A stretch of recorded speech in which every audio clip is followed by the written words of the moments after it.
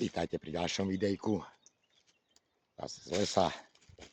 Dnes vám idem ukázať, že sa dá hádzať aj týmto nožom. Je to kópia bodáku M9, ktorý používame ako nož do lesa na využitie, keby survival nož. Mám dva takéto nože, mám kópiu aj bez týchto vrchných zúbkov. Ja to hovorím, že to je americká verzia, lebo používala americká armáda. Tento mala v obľúbe, aspoň čo som sa dočítal, austrálska armáda alebo austrálska námorná pechota.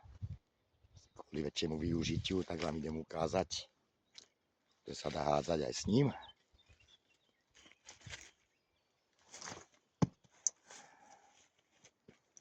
A je tam, tak som povedal, dá sa aj s týmto nahádzať, ale moc si nehádžem, len keď zbadám nejaký takýto šípeň, tak si to viem do neho hodiť.